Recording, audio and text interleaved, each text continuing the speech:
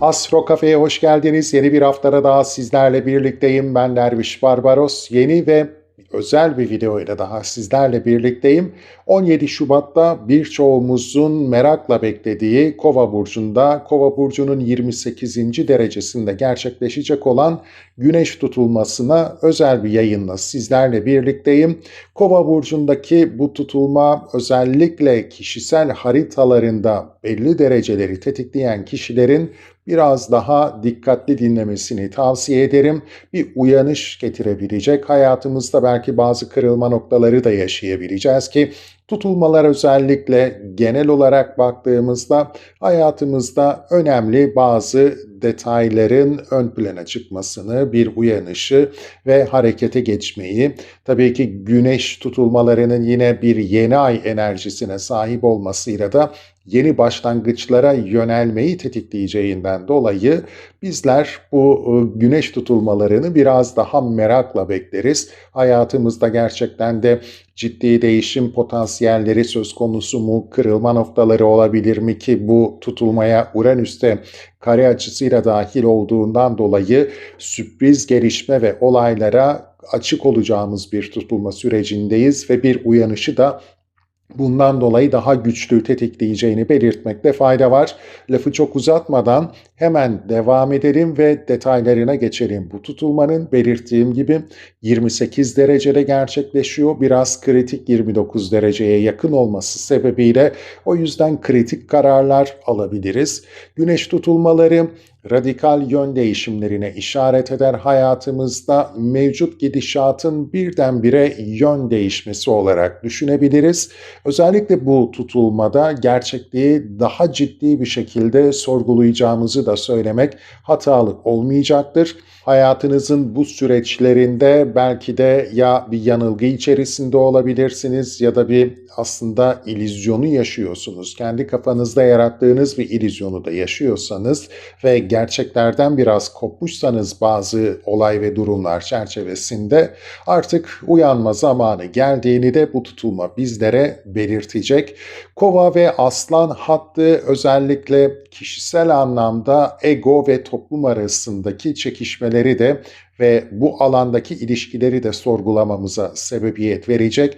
Bulunduğumuz topluma, sosyal çevreye, arkadaş grubuna ne kadar aitiz bunu da sorgulayacağımız bir tutulma süreci olacaktır. Bizler Aslan Burcu Dolunay'ında kendi özümüze dönme çağrısını aldık gökyüzünden ve burada artık özümüze dönmeyi, belki daha insani değerlere yeniden kucak açmayı ve bunu topluma da ilerleyen dönemlerde yansıtmayı, bireysel değişim, dönüşüm, öze dönüşle birlikte toplumu da yeniden eski değer yargılarına, insani değer yargılarına kavuşturmak için mücadele edeceğimiz bir sürece işaret ediyor ve bu başlangıç dediğim gibi Aslan Dolunay'ında gerçekleşti. Kendi özümüze dönerek, kendi insani değerlerimize dönerek topluma da bunu yansıtmanın artık ve toplumsal yapıları bu kaybettiği değerlerle buluşturmanın zamanı geldiğine gökyüzü işaret edecek tutulmayla birlikte. Güneş tutulmaları daha fazla yöneticileri, yönetim kadrolarını, onların yönettikleri sistemleri temsil eder ve bu konularla ilgili de önemli gelişmelerin gündeme gelme potansiyeli yüksek olacaktır. Uranüs'ün yine burada faktörü oldukça önemli. Lider kayıpları, yönetimsel bazı beklenmedik olaylar, durumlar, halkların isyanı özellikle yönetimlere karşı bu süreçte belirleyici olacaktır. Lider kayıpları, hayatlarını kaybetmeleri veya pozisyonlarını kaybetmeleri gibi çok ciddi gündemlere açık olacağımız bir sürecin kapısını da aralayacağını söyleyebiliriz. Bu 17 Şubat Kova burcu tutulmasının. Tutulma esnasında Kova burcunda bulunan gezegenlerin güneşin ışığının arkasında kalıyor olması da burada perde arkasında bazı önemli gelişmelerin gündeme gelme ihtimalini de yine yükseltecektir. Baktığımız zaman gündemimizde bir Epstein davası var ve bu Epstein davasının da giderek İsrail ve Mossad ilişkisine yönlenmesi, geçtiğimiz videolarda da belirtmiştim. Özellikle bazı özel sabit yıldız temaları ve farklı detaylardan da yine önümüzdeki süreçte istihbaratla ilgili kurum ve olayların daha fazla gündeme geleceğinden bahsetmiştim. Bununla ilgili işte Epstein ve Mossad'ın bağlantısı gündeme güçlü bir şekilde damga vurdu ve bu daha da tabii ki sonuçlanmadı. Bir noktada da filtrelenmiş ve belli kontrol mekanizmalarının denetiminde açılan bilgilere ulaşabildik. Henüz daha ulaşamadığımız birçok bilgi var. Perde arkasında belirttiğim gibi neler döneceğini önümüzdeki süreçte tutulmayla birlikte daha net umarım görebileceğiz. Tutulma Kova burcunda gerçekleşiyor. Uranüs'ün kare açısı söz konusu. Bu da yapay zeka ve teknolojiyle ilgili önemli gelişmelerin gündeme gelme potansiyelini de güçlendiriyor. Yapay zeka balonunun ne zaman patlayacağı da merakla bekleniyor. Aslında yapay zekanın patlaması, yani bu balonun patlamasının ekonomik yansımaları da çok güçlü olabilir. Geçmiş ekonomik süreçlere baktığımızda da .com balonunun patlaması bir ekonomik krizi hızlandırmış ve tetiklemişti. Umalım ki böyle bir durum yaşanmaz ama teknolojik alandaki bir kırılma noktasının ekonomiye yansıması ciddi gelişmeleri beraberinde getirebilir. Diğer taraftan tabii ki kripto paralar da Uranüs ve Kova burcuyla bağlantılı olduğundan dolayı kripto paralarla ilgili önemli sarsıcı gelişmeler de söz konusu olabilir. Ciddi dalgalanmalar gündeme gelebilir bu tutulma sürecinde. O yüzden de bu bir tabii ki tavsiye değildir ama kripto paralara yatırım konusunda da biraz daha dikkatli olmamız gerekecektir. Kova ve Aslan aksı bankacılık sistemleri, para sistemleriyle ilgilidir. Bu konularla ilgili de önemli yeni teknolojik gelişmelerin ön plana çıkacağını gözlemleyebiliriz önümüzdeki süreçte. Dijital paralar ve blockchain temelli yapıların belki de gündeme gelme potansiyeli söz konusu olacaktır. Her zaman zaten belirtiyorum yeri geldiğinde de arka planda bu sistemlerin altyapılarının hazırlandığını, ülkemizin de buna dahil olduğunu biliyoruz. Piyasalarda ani sarsıcı dalgalanmalar söz konusu. Bunun da yine ekonomiye önemli etkileri olacağını bir kez daha söyleyebiliriz. Tutulmayla birlikte toplumsal hareketlerin güçleneceğini tekrardan belirtebiliriz. Özellikle tutulma hatlarının Fransa ve Avrupa üzerinden geçmesi bu alanda geçmiş dönemde yaşadığımız Fransa'daki o toplumsal olayların daha da büyüyerek kendini göstermesini bekleyebiliriz. Tabii ki bu isyanlar birçok ülkede de kendini farklı alanlarda gösterebilir.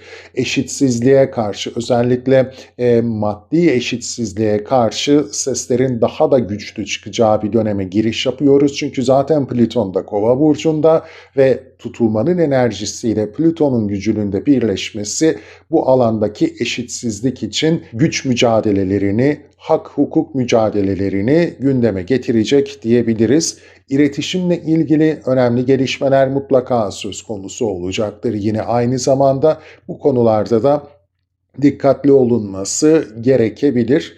17 Şubat'taki bu tutulma bir diğer taraftan da birey ve kolektif arasındaki çatışmayı da yine güçlendirebilir. Kendimizi az önce de belirttiğim gibi ne kadar ait hissediyoruz veya hissetmiyoruz bunu gözlemleyeceğiz. Aramızdaki senkron uyum ne derece gerçek? Aynı anda da bunu da gözlemleme şansımız olacak. Mevcut siyasi ve dini görüşler, iş alanımızdaki sistemler, yapılar, ilişkilerle bağlantılı olarak da yine kendimizi sorgulayacağımız bu görüşe, bu siyasi yapıya veya iş yerinizdeki yapıya ne kadar kendinize ait hissediyorsunuz?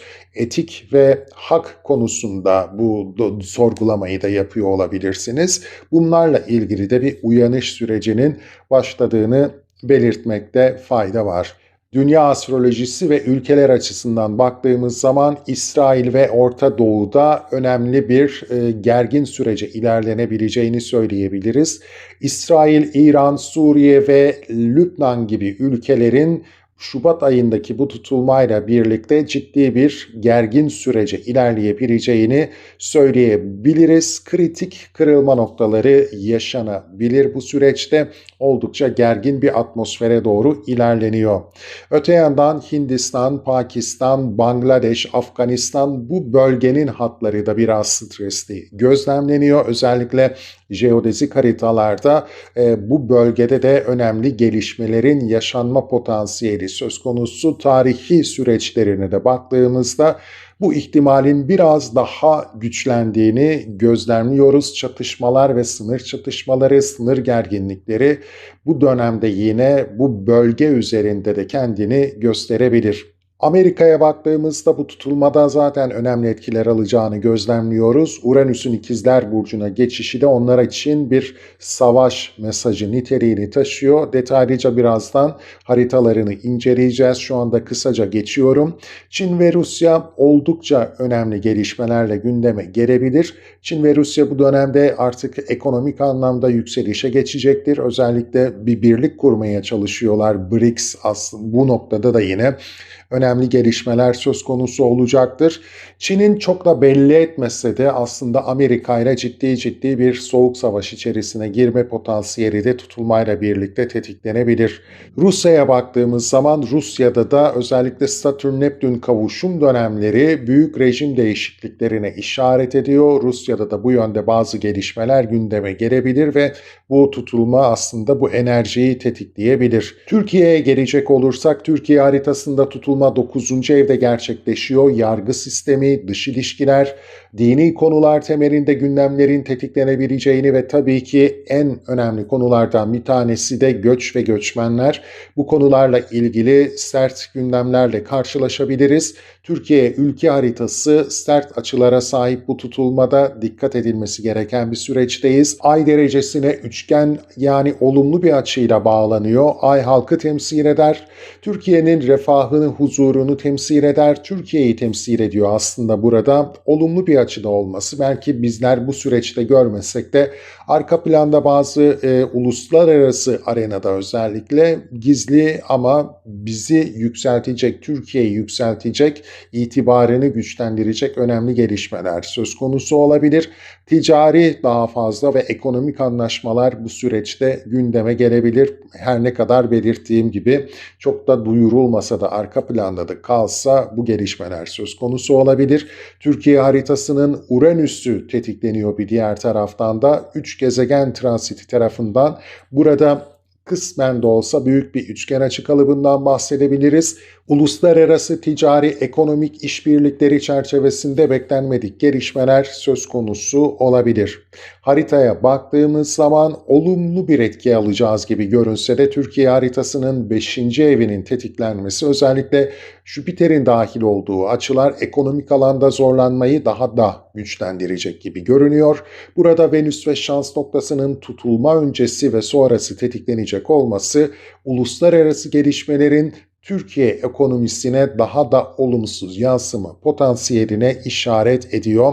Kiron Merkür Satürn karşıtlığı özellikle çocuklarımız ve eğitim kurumları, çocukların sosyal medya erişimiyle ilgili kısıtlamaların bu dönemde daha da güçlü bir şekilde gündeme gelme potansiyeline işaret ediyor. Ancak bence bu alandaki sistemsizlik çocukların, gençlerin daha iyi, daha köklü eğitim alması ve başkalarına zarar verecek şekilde gruplaşması için önlemler alınması gerekiyor. Bu kişiler daha çocuk yaşta bu halde ise büyüdükleri zaman topluma ne kadar zarar verebileceklerini öngörerek hareket edilmesi ve yönlendirilmeleri gerekiyor. Mars-Neptün karşıtlığının 3-9 ev aksındaki denizler ve denizlerdeki kaynaklarla ilgili gerilimi deniz kazalarını gündeme getirebilir. Özellikle Yunanistan'la karasular gerilimi artabilir bu süreçte.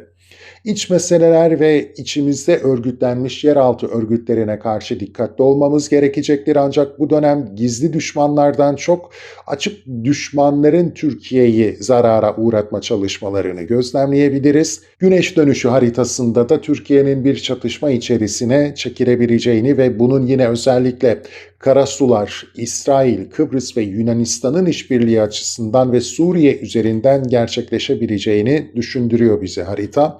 Tutulmanın Merkür'le olan karesi de uluslararası anlaşmazlıkların da bir noktada patlak verme potansiyeline işaret ediyor. İlerletilmiş haritamızda da Mars'ın tetiklenmesi hem iç güvenlik hem de dış güvenlik konularının oldukça tetiklenebileceğini bizlere düşündürüyor. Mars'ın ise Uranüs'te olan net açısı birdenbire bir çatışmanın içine çekilme potansiyelimizi güçlendiriyor. Ekrem İmamoğlu'nun haritasına baktığımız zaman Satürn derecesinin kare açıyla tetiklendiğini gözlemliyoruz. Bu da önemli bir stres olarak değerlendirilebilir.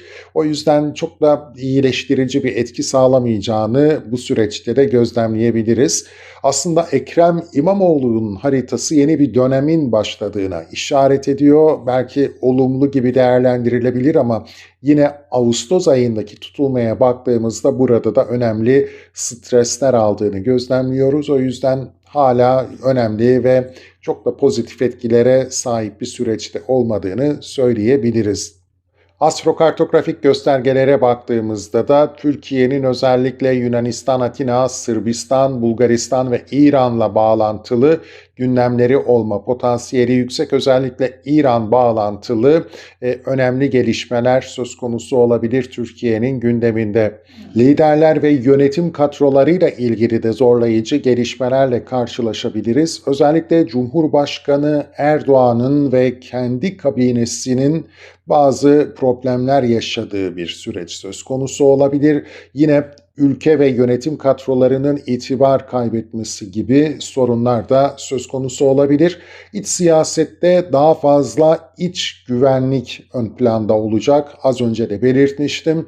İç güvenlik ve aslında yıllık videolarda da belirtmiştik. İç güvenlik 2026 açısından Türkiye'nin dikkatle odaklanması gereken bir nokta.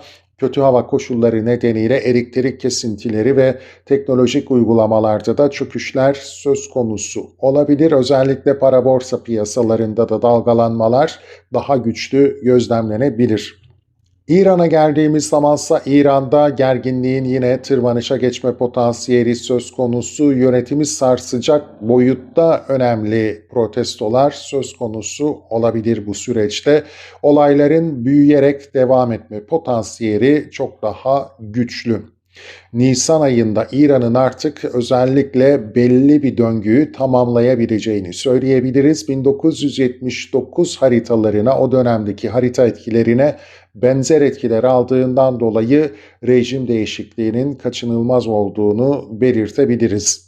Amerika'ya geldiğimiz zamansa güneş tutulması Amerika haritasının ay derecesi üzerinde gerçekleşiyor. Bu da kesinlikle halk ayaklanmalarını, iç çatışmaları tetikleyecek bir etki olarak değerlendirilmeli. Çünkü ay dünya astrolojisinde halkı temsil ediyor.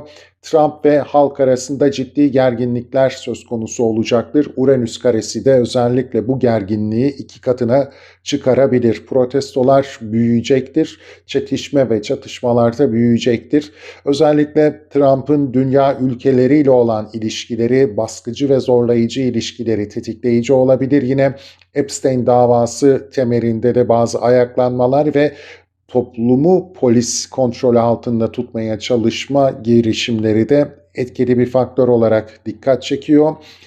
Ay aslında haritada 8. evlerini temsil ettiğinden dolayı özellikle dış borçları, Amerika'nın hazinesi, Trump'ın kabinesiyle ilgili ciddi gelişmeler söz konusu olacaktır. Çünkü Trump'ın kendi kabinesinden de artık birçok kesim sesini ona karşı yükseltmeye çalışıyor. Yaptıklarını desteklemiyorlar.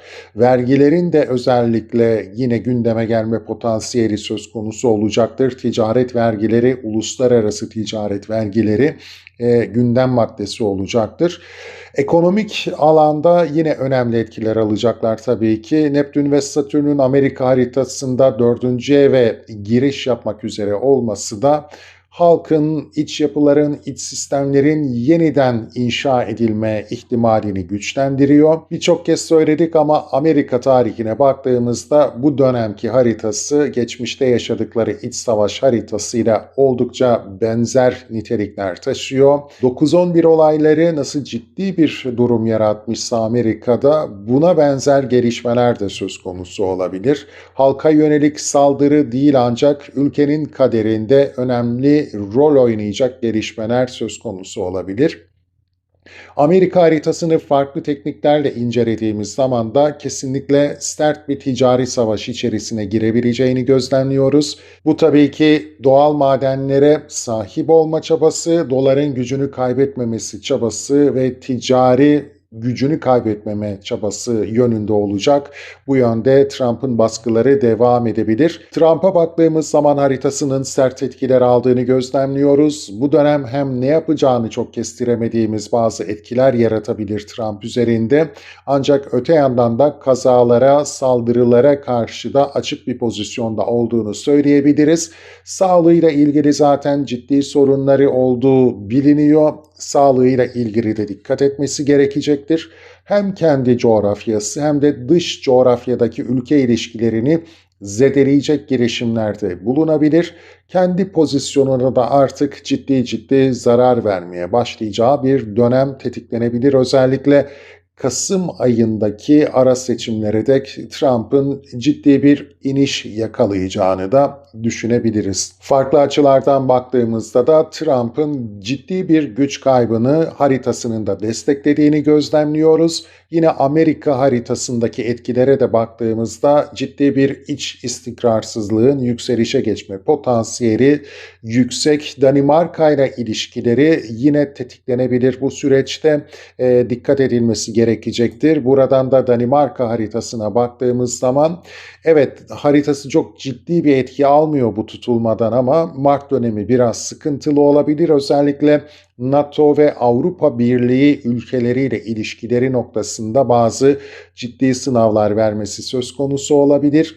Ekim ayında Danimarka'da bir seçim yapılacak. Bu da gündemlerini biraz zorlayabilir ama Mart ayında ay düğümü döngüsü yaşanacağından dolayı da ve Mars'ın 6. evlerine girecek olması biraz stresi bu dönemde tetikleyebilir. NATO'ya bakacak olursak NATO içerisinde de ciddi yapılanma girişimleri olacağını söyleyebiliriz. Belki de bir güncelleme yapılabilir NATO'nun kendi iç dinamikleri içerisinde. Mart döneminde yine bu etkiler daha güçlü görünecektir. Ancak bu yapılanmaya rağmen Eylül ayıyla birlikte NATO ülkelerinin de ciddi bir zorlu sürece evrileceğini söyleyebiliriz. Fransa üzerinden tutulma hatlarının geçtiğinden bahsettik. Aslında bu tutulma bir tek Antarktika üzerinden gözlemlenebilecek. Ancak hatlarının, iz düşüm hatlarının Fransa üzerinden geçiyor olması yine giriş kısmında da kısaca değindiğim gibi burada halk ayaklanmalarını tetikleyecek gibi görünüyor. Fransa'da özellikle parlamento temelinde önemli gelişmeler söz konusu olabilir. Biliyorsunuz ki orada da bir bütçe sorunu var ve bunun temelinde de kırılma noktaları yaşanabilir. Özellikle Macron'un haritası oldukça sert açı alıyor. Tutulma haritasının etkileri zorlayacak Macron'u. Her ne kadar güneşine olumlu açı yapsa da bu tutulma ekonomi konusu çerçevesinde kendisini ciddi bir şekilde zorlayacaktır. Tutulma iz düşüm haritasında Merkür hattı özellikle dikkatimi çekiyor. Libya ve Yunanistan üzerinden geçtiğinden dolayı bu hat Libya ve Yunanistan arasında da kritik gelişmeleri tetikleyebilir. Fransa'nın ilerletilmiş haritası bu dönemde yönetim, halk ve muhalefet arasında ciddi bir karmaşayı ön plana çıkaracaktır. Şubat ayı için gerçekten de dikkatli olmaları gerekiyor. Fransa'dan sonra Yunanistan'a geçtiğimiz zamansa Yunanistan haritasında da denizler üzerinde ciddi sert etkiler gözlemliyoruz. Az önce de belirtmiştim. Türkiye ve Akdeniz, Libya bu konular temelinde ve buna aslında Kıbrıs da eklenebilir. Çünkü Satürn-Neptün hattı da Kıbrıs üzerinden geçiyor ve Akdeniz'de ciddi bir yapılanma söz konusu olabilir. Bu noktadan yola çıkarak da gerilimin ve çekişmenin de artabileceğini söyleyebiliriz. Yine Yunanistan'da da vergiler, ekonomik düzenlemeler, halk ayaklanmaları daha da güçlü bir şekilde kendini ortaya koyabilir. Çiftçilerin ciddi protestoları söz konusuydu. Tutulmanın Yunanistan'ın Mars derecesinin karşısında olması ve Uranüs'ün de bu dereceye kare yapması beklenmedik çekişme ve çatışmaların, ayaklanmaların gündeme gelme ihtimalini güçlendiriyor. Almanya haritasına baktığımız zaman biraz zorlayıcı etkiler gözlemleniyor. Almanya'da da teröre karşı dikkatli olunması gereken bir süreç olarak değerlendirilebilir. Yine fanatik grupların girişimleri de dikkat çekebilir ve kriz yaratabilir bu süreçte. Savunma ve askeri konularda yine ön planda olacak gibi görünüyor. Ülkedeki savaş ve çatışma enerjisi burada da özellikle tutulma döneminde de biraz tetikleniyor. Deniz aşırı kaynaklarla ilgili ilişkileri belki yine ön plana çıkabilir. Uzak Doğu'ya baktığımız zaman Japonya, Kore, Endonezya gibi ülkelerde de gerilimin özellikle nükleer çerçevesinde yükselişe geçme potansiyeli söz konusu. Bu yılın riskli ve çekişme ve çatışmaya açık bölgelerinden bir tanesi. Tutulma döneminde özellikle Japonya'daki erken seçim ile ilgili konular biraz daha tetiklenebilir. Belki sosyal gerilimi bu süreçte biraz yükseltebilir gibi düşünebiliriz. Tutulmanın genel atmosferine ve dünya ülkelerine yansımalarına detaylıca baktıktan sonra gelelim burçlarınız özelinde bu tutulmanın sizin için ne ifade edeceğine. Sevgili yükselen koçlar ve koç burçları 17 Şubat'ta Kova burcunun 28. derecesinde önemli bir güneş tutulması deneyimliyoruz. Bu güneş tutulması Uranüs'ten de bir kare açı alacağından dolayı sürpriz gelişmelerle de karşılaşma potansiyelimiz söz konusu. Bakalım sizler bu etkileri hangi alanda hissedeceksiniz? Öncelikle kanalıma abone değilseniz abone olarak beni desteklerseniz sevinirim. Videonun daha geniş kitlelere ulaşmasına destek olmak için Hype seçeneğini kullanabilirsiniz. Gerçekten beğeniyorsanız videolarımı beğen tuşuna basmayı ihmal etmeyin. Yorum, soru, önerilerinize de her zaman cevap veriyorum biliyorsunuz. Yorumlar kısmına bırakırsanız sevinirim. Herkese şimdiden teşekkürler. Şimdi bu tutulma sizin 11. evinize işaret ediyor sevgili yükselen koçlar. 11. evimiz sosyal çevremiz, dahil olduğumuz sosyal gruplar, arkadaşlarımız, gelecekten beklentilerimiz, geleceğe yaptığımız yatırımlar, kariyer kazançlarımızla ilgilidir. Tüm bu konular çerçevesinde bir etki alacağız. Tutulmalar biliyorsunuz bir arınma dönemidir, bir kırılma noktası olabilir hayatımızda ancak aynı zamanda da yeni bir başlangıca da işaret ederler. İşte Uranüs'ün buradaki etkisi önemli değerlendirilebilir. Çünkü Uranüs sizin ikinci evinizden bu tutulmayı kare açıyla görüyor. Arkadaş çevreleriniz, yakın arkadaşlarınız, dahil olduğunuz sosyal gruplar, güvendiğiniz alanlarsa, kendinizi güvenli hissettiğiniz alanlarsa bunlarla ilgili bir kırılma noktası yaşanabilir ve bunun temelinde de güven, güvence söz konusu olabilir. Artık etrafınızdaki kişiler size güven vermiyorsa kendinizi huzurlu, güvenli ve gerçekten de olmanız gerektiği alanda hissetmiyorsanız, bu ilişkiler sizin için artık bir illüzyon niteliğini taşıyorsa ve siz perde arkasında neler olup bittiğini gözlemleme şansına sahipseniz, artık gerçeklerle yüzleşip size iyi gelmeyen, size bir faydası olmayan, hatta belki de sizden faydalanıp ama size hiçbir şey vermeyen bu ilişkilerden kendimizi arındırmamız gerekecektir. Aslında sapla samanı ayırmamız gereken bir zaman da olabilir. Çünkü Satürn de bizim burcumuza geçiş yapıyor ve bizler kendimizi de yapılandırma sürecine koyacağımız bu süreçte özellikle gerçek, güvenilir ve bize bir şey katan arkadaşlarımız, sosyal çevrelerimizi de daha net görme şansına sahip olacağız. İşte bu noktada da sapla samanı ayırmamız gerekecektir. Çünkü topluca herkesi hayatımızdan çıkarmak, yeni bir sosyal çevreye dahil olmaktan bahsetmiyoruz burada. Gökyüzü bize diyor ki artık size zarar verenlerden ayırın kendinizi. İyileri bir kenarda tutun, onların üzerine güvenebileceğiniz sosyal ilişkiler inşa edin diyebilir bize bu tutulma. Diğer taraftansa baktığımızda Güneş sizin zaten 5. evinizi de temsil ediyor. Ay ise 4. evinizi temsil ediyor.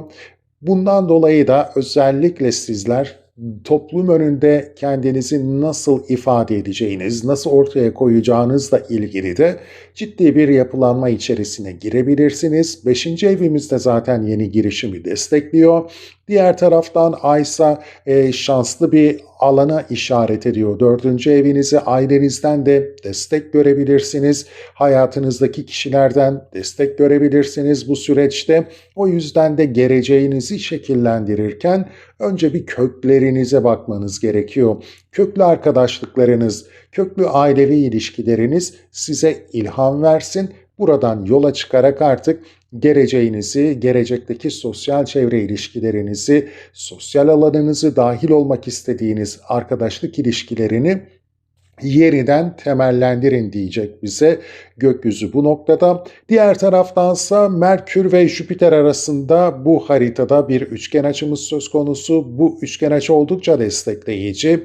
Ailevi ilişkiler, ailevi sorumluluklar çerçevesinde veya şu ana kadar öğrenemediğiniz ama bildiğiniz takdirde size avantaj getirecek bazı ailevi konular, meseleler gün yüzüne çıkabilir ve size avantaj da sağlayabilir. Bilmediğiniz bazı şeyler, özellikle yine özel hayatınız, aile hayatınız, kişisel alanınız etrafında size güç ve avantaj getirebilir. Bu daha fazla sorumluluklarınızı özellikle zorlanıyorsanız yerine getirmekte, bu sorumlulukları yerine getirmek noktasında sizin işinizi kolaylaştıracak bazı etkiler olacaktır.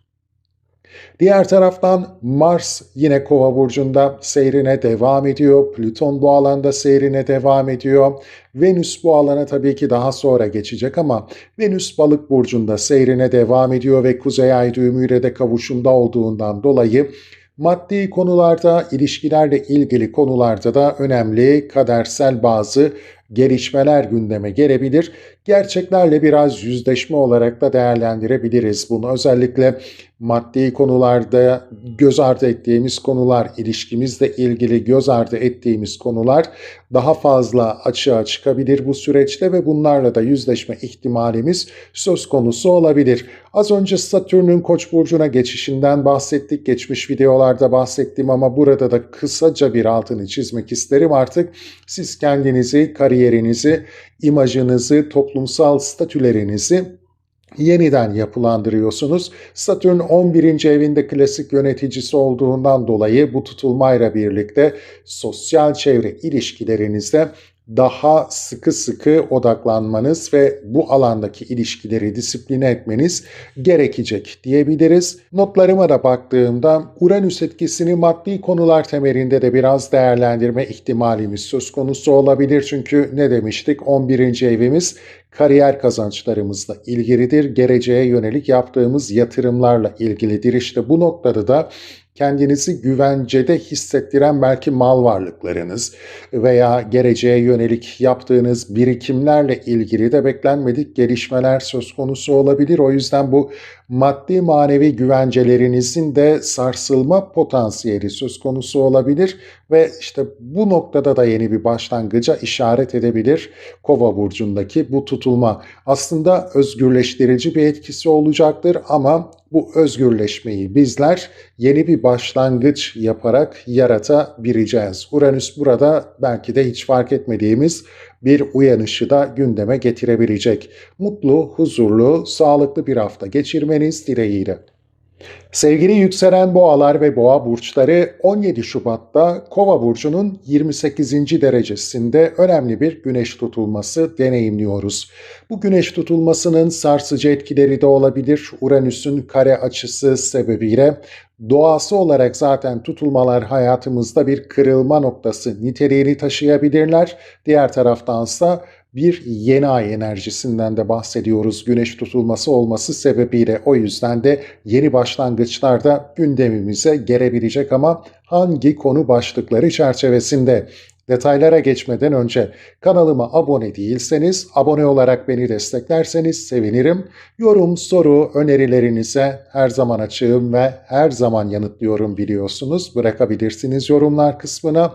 Diğer taraftan Hype seçeneğini kullanarak da videonun daha geniş kitlelere ulaşmasına destek verebilirsiniz. Yine gerçekten beğeniyorsanız videoyu beğen tuşuna basmayı da ihmal etmeyin. Herkese şimdiden teşekkürler.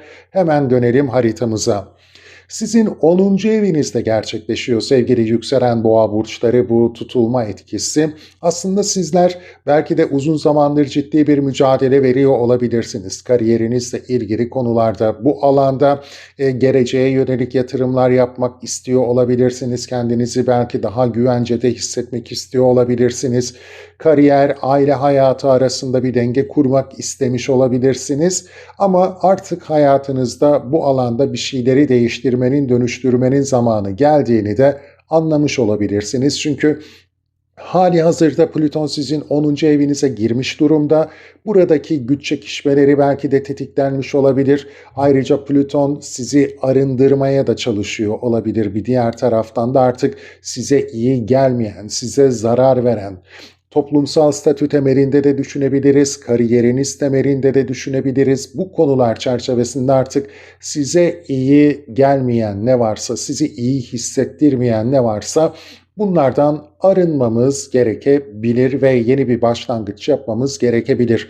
Uranüs zaten sizin burcunuzda seyrine devam ettiğinden dolayı bu özgürlük arayışını tutulmayla birlikte sanırım en güçlü sizler hissedeceksiniz. Bu arayışa en güçlü şekilde sizler yöneleceksiniz diyebilirim sevgili yükselen boğa burçları. O yüzden de kariyer temelinde önemli sürpriz, sarsıcı gelişmeler gündeme gelebilir ama bu sizin kararlarınız çerçevesinde de gelişebilir. O yüzden siz kariyer alanında kesinlikle bir değişim sürecine yöneliyorsunuz diyebiliriz. Güneş tutulmaları aynı zamanda bir yeni aydır demiştik az önce. İşte sizler tam da bu noktada toplumsal statünüzle ilgili, kariyerinizle ilgili yeni bir başlangıca yönelebilirsiniz. Bu belki de özel bir hayat kurma temelinde de olabilir. Güneş sizin 4. evinizi temsil ettiğinden dolayı.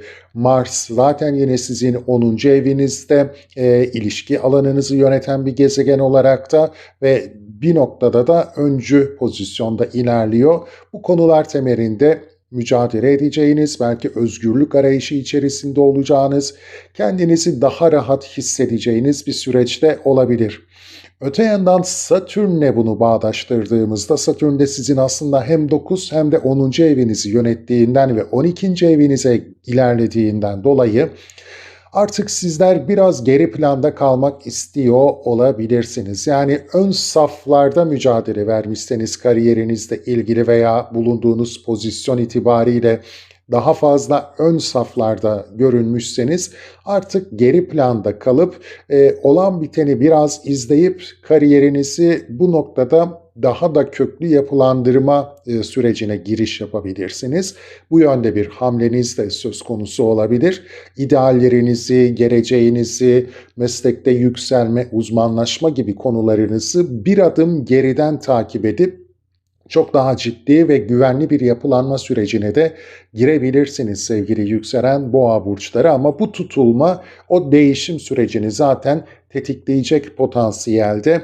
Yine Jüpiter ve Merkür'ün üçgen açısı sizin haritanızda da 11 ve 3 ev aksını tetiklediğinden dolayı sosyal çevrenizin size özellikle ticari girişimleriniz söz konusuysa, iletişim ve bağlantı kurma temelli gündemleriniz varsa, medyayla bağlı ilişkileriniz varsa, medyayla ilgili işleriniz söz konusuysa, diğer taraftan ulaşım, eğitim gibi diğer turizmle ilgili girişimleriniz de söz konusuysa, güzel destekler görebileceğinizi, belki de fikirler alabileceğinizi sosyal çevrenizden ya da teklifler alabileceğinizi de söyleyebiliriz. Bu sizi genişletecektir, geliştirecektir. Özellikle problemler varsa hayatımızda bu konular temelinde iyileştirici etkiler alacağımızı söyleyebiliriz. Yine kardeş, kuzen, yakın akraba ilişkilerimizde de bir iyileşme söz konusu olabilir bu süreçte problemleri aşma açısından. Baktığımız zaman yine Venüs Kuzey Ay düğümüyle kavuşumda olacak. Bu tutulma sürecinde Venüs ve Kuzey Ay düğümünün kavuşumu da yine 11. evinizde gerçekleştiğinden dolayı sosyal çevre ilişkilerinizde de ivme kazanabileceğiniz bir süreç söz konusu olabilir. Venüs zaten Balık burcunda yücelimde olduğundan dolayı ve Kuzey Ay düğümüyle kavuşumda olduğundan dolayı ve sizin yönetici gezegeniniz olduğundan dolayı burada oldukça pozitif bir destek sağlayacağını düşünebiliriz. Kariyerle ilgili konularda olabilir bu ve çalışma arkadaşlarınızla sosyal ilişkileriniz noktasında destekleyici, belki de kadersel önemde gündemleri de gündeme getirebilir diyebiliriz sizin için sevgili yükselen boğa burçları. Tutulma gerçekleştiği alandaki o illüzyonu da yok edecek diyebiliriz açıkçası sevgili yükselen boğa burçları. Farklı bir açıdan da statü sahibi olmak, mevki sahibi olmak, artık bunların boş şeyler olduğunu, size belki de bugüne kadar hayatın en önemli noktası olduğu dayatılması yapıldı. Ancak hiç de bu durumun öyle olmadığını da gözlemleyebilirsiniz. Az önce demiştim ya, biraz geriye çekilmemiz gerekebilir Satürn etkisiyle. İşte bizler artık o çok göz önünde olma, en yüksek mevkide olma temalarından, o illüzyondan da belki de kendimizi arındırmak isteyebileceğiz. Gerçek dünyanın ve gerçek sizin aslında bu olmadığını da fark edebilir ve biraz da geri adım atabilirsiniz ve inzivaya da alabilirsiniz kendinizi. Mutlu, huzurlu, sağlıklı bir hafta geçirmeniz dileğiyle. Sevgili yükselen ikizler ve ikizler burçları, 17 Şubat'ta Kova burcunun 28. derecesinde önemli bir güneş tutulması deneyimliyoruz. Bu güneş tutulması aynı zamanda bir yeni ay enerjisine sahip, Uranüs'ün de kare açısına sahip, sarsıcı etkilerle yeni başlangıçlara yöneleceğiz gibi görünüyor. Sizler bu etkiyi hangi alanda hissedeceksiniz? Detaylara geçmeden önce kanalıma abone değilseniz abone olarak beni desteklerseniz sevinirim. Videolarımı gerçekten beğeniyorsanız beğen tuşuna basmayı ihmal etmeyin. Yorum ve sorularınıza her zaman yanıt veriyorum. Yorumlar kısmına bırakabilirsiniz. Hype seçeneğini de kullanarak videonun daha geniş kitlelere ulaşmasına destek olabilirsiniz. Herkese şimdiden teşekkürler. Sevgili yükselen ikizler, sizler 9. ev konularında bu enerjiyi hissediyorsunuz. 9. evimiz aslında bir noktada yaşam felsefemizle ilgilidir, inançlarımızla ilgilidir. Resmin bütününü görmekle bağlantılıdır. Öte yandan tabii ki yurt dışı kaynaklı, yurt dışı bağlantılı tüm işlerimiz, girişimlerimiz, ilişkilerimiz, taşınma, belki iş kurma veya seyahat gündemlerimiz varsa bunlarla ilgili düşünebiliriz. Yine meslekte yükselme, kendimizi geliştirme, uzmanlaşma, mesleki eğitim alma, üniversite eğitimi ve sosyal medya girişimlerimizle bağlantılıdır. İşte tüm bu konular çerçevesinde bu etkiyi hissedeceğimizi en temelde söyleyebilirim. İletişim trafiğimiz biraz yoğun olabilir. Seyahat trafiğimiz yine biraz yoğun olabilir bu süreçte. Bir şeyleri halletmek, çözümlemek adına. Çünkü Uranüs'ten de bir etki alıyoruz, kare bir etki alıyoruz. Uranüs burada bizi biraz sarsabilir bu konular temelinde. Çünkü aslında bize vereceği mesaj şu da olabilir. Sizler evet şu ana kadar bu konu başlıkları çerçevesinde bir şeyler inşa etmeye çalışmış olabilirsiniz hayatınızda ama bazı konularda hatalar ya da yanlışlar ya da eksikler var. İşte bunlardan kendinizi arındırmanın zamanı geldi diyecek bize Uranüs, bizi sarsarak bazı beklenmedik olaylarla. Çünkü bizler bunlardan kendimizi arındırıp yeniden bu alandaki girişimlerimizi inşa etmek durumundayız. Gerçekten de bir dönüp bakmamız bizim için yararlı olabilir. Evet, bir adım attım, doğru mu ilerledim ya da bana zarar verebilecek ya da bu girişimlerimi yerle bir edebilecek bazı hususları göz ardı ettim mi, etmedim mi? Tüm bunları biraz dikkatli denetleyip sonrasında dediğim gibi o ihtimalleri düşürebilmek adına yeniden yapılandırmamız gerekebilecek gibi duruyor sevgili yükselen ikizler burçları.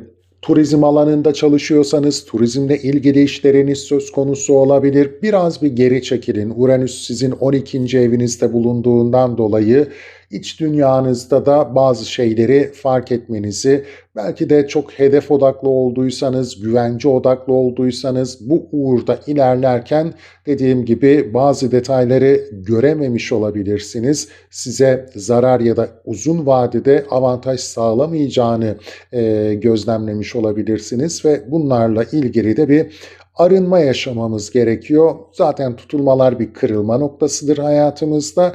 Bu kırılmayı yaşayıp dediğim gibi yeni bir başlangıca evrilmemiz gerekecek. Diğer taraftan baktığımızda kısaca bir değinmek istiyorum yine burada. Satürn sizin 11. evinize de giriş yaptığından dolayı zaten artık siz geleceğinizi, dahil olacağınız sosyal grupları yeniden bir yapılandırma sürecine giriş yapacaksınız. Toplum önünde daha görünür olmak istiyorsanız o imajınızı yapılandırmak yine bu süreçte daha önemli olacak. Krizleri aşmak istiyor olabilirsiniz. Hayata yeniden başlamak istiyorsanız yine bunu sosyal çevrenizi inşa ederek yapacaksınız diyebiliriz sizin açınızdan. Neptün ve Satürn de bu konulara ne kadar gerçekçi, samimi ve doğru yaklaştığınızı kısa bir süre sonra zaten test edecekler. Venüs'e baktığımız zaman Kuzey Ay düğümünüzde sizin kariyer alanınızda kavuşuyorlar. Kariyerle ilgili önemli kadersel etkiler alabileceğinizi söyleyebiliriz. Yeni girişimlere teşvik ediyor aslında bizi bu da.